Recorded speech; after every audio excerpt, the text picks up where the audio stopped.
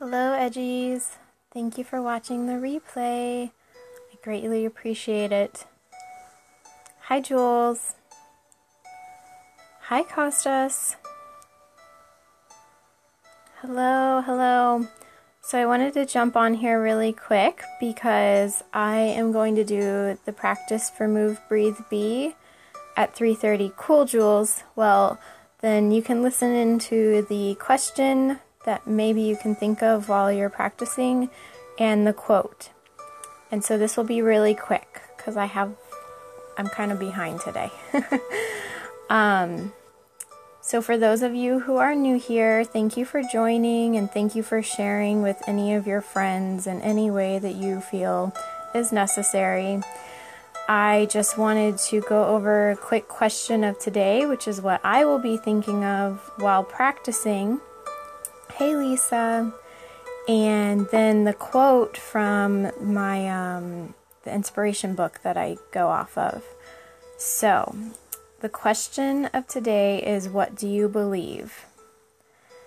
And this one totally doesn't have to be answered out loud if you do not wish to answer it out loud. However, hey, Con Hippie, I forgot your first name already, but I've been watching some of your stuff. Thank you for joining. Hi, Lena. Sean, I did know that. Okay, I think I'll remember now. Thank you so much for inviting your followers, Kelly. So this will be really quick, but I mostly wanted to give you a heads up that I'll be doing practice for the Move, Breathe, Be at 3:30 Eastern Standard Time. So it's about 30 minutes from now. I do have to do a couple of other things in between. So you're a bit agnostic. And so when I ask that question, it's interesting that you answer that way because I ask, what do you believe? And I know that many people immediately think, what is the name of a God that you believe in? And I think that it's become very taboo to talk about what you believe. Hey! And instead, whenever I say what do you believe, sometimes I think we forget to actually ask ourselves, like, what fundamental things do we believe in? Not necessarily, what word are you okay saying? And this happened yesterday when I talked to Beach Yoga Girl. She asked me, well, do you believe in Jesus? And to be honest, right now, it's not that I don't believe in any particular person, but I think Greg from Gregory Reading, he said something really powerful the other day for New Year's, and he was talking about, all of these names are like great, and like we can believe in certain ones. However, in the end, we're all like connected, and as long as you believe like in the universe, like all of the positive and negative forces in your life, hey Arlen, then does it really matter if you believe like that one person was like the favored person, or does it matter more so that you believe that positive things can happen and that you can make change and that our consciousness has like power to do things? Yeah, see, like that's what I mean, Lisa. That's more so what I want to know today. And because you can choose who you associate with, but the main thing that I want to know is like, what are the fundamentals that you believe in? Like, I think it's pretty common that people believe. See, that's good. I'm glad that you're sharing with us. I think it's important lost my train of thought. I think like most people believe that it's bad to murder, for example. Or some people believe that it is good to help others. So today, like, you don't necessarily have to type to me on Instagram or Twitter, but if you are, loving kindness, thank you.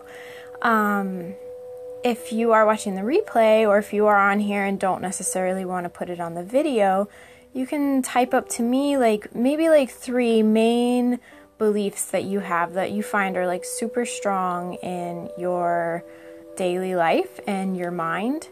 And I would love to hear about them, because I know many of the things that I believe in, I have like a very solid belief system. However, sometimes I get stuck on whenever people ask me, well, do you believe in Jesus? Or are you just atheist? And I'm not atheist, because I believe in a higher power. I believe in God. But do I believe that Jesus was the only good person that came to this earth and did like really inspiring things to teach people? That I have a hard time saying, like, that he was the only person. Like, I haven't studied some of the others as much. So, like, I don't know if Buddha was supposedly God or not. I don't know. I'm still learning. And I don't know who the other gods are. Like, okay, some of the Greeks had gods. Costas, aren't you Greek? Or something like that. But do I think that I can say that I have the power to say, well, those people were fake, and then this person that I never met and that I have heard really great stories about, but, you know, still is like hearsay, that I know for sure that that one is the one. I have a hard time doing that, because even just in like simple things, exactly. And I know this is like really crazy, like to go onto Periscope and talk about, and I understand that I may lose a lot of followers because of the words coming out of my mouth. And you know what? If that happens, I understand, because at one point in time in my life, I was like that. I was raised Catholic. So here, I'll show you my face, because I think you're done seeing the screen. Exactly. And that's why when I asked, what do you believe? You notice that like most people's first inclination is to answer what religion they are. And that used to be me too. And the funny thing is that now when people ask me, what do I believe? I don't even think in that way. I just like answer like goodness, and like I believe that there is like some higher power that is helping us all through life and guiding us. Okay. And so the Bible was man-made too, though. So and I love literature in general. Most of my friends, Kelly, have been raised that way. So most people that I get along with. And yes, and do you believe, Esther, that many things are inspired by God, though? Because I believe that so many things like art and poetry and yoga pictures. I mean, like, your yoga practice could be inspired by God. Exactly.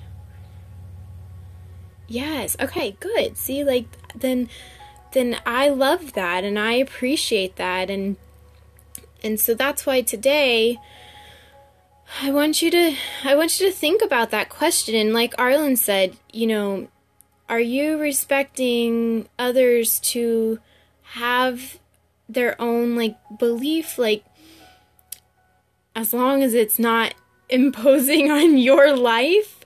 Do you respect that? And do you believe that God will help them? Yeah, I probably will never belong to an organized religion again, because Catholicism really did a number on me. Yeah, good. So if you're able to accept others and just unconditionally love them, even if they say a different word. Sorrow, what is sorrow? Then I really appreciate that, and I'm glad that you are, yeah, it's okay. I've grown so much from it, so it's okay. So I'm glad that you're in here, and I'm glad that you're watching that, because you are who I want to talk to. Exactly. And I find that I do a lot of like Buddhist things. Like I learned last night from Gretcha Stretch. So if you're not following her, follow at Gretcha Stretch. She was in India recently, and I watched some of her videos on Catch last night. Spiritual, yes, and that's exactly how I associate. I'm a spiritual person, like so spiritual. I feel that it's ridiculous that I can't even like talk about a lot of it. Sometimes it's just too much, you know? Exactly, and that's a good point, Esther. Meditation does not belong to one religion, and that's why most of the things that I do are not really like a religion based. It's just the things that connect to me and open my mind, and not necessarily tell me what to do. I understand that it's good to get guidance. Yeah, exactly. Have you noticed, Esther, like how Om sounds like so similar to whenever like everyone sings like Amen? Because I think of that every time, and I used to like not appreciate that. I don't know what you mean by a meditation belongs to the individual. But I used to like not appreciate like whenever in church, you know, you have to sing and blah. I'm not a group person very much, so I had a hard time with that. But now, like whenever I see yogis doing the Om and understanding why, because it's like the universal sound and it's like the sound of the universe, it made me think, oh wow, like whenever I did go to church, like that resounding like amen that people would sing, it was like, it sounds much more powerful in my mind now.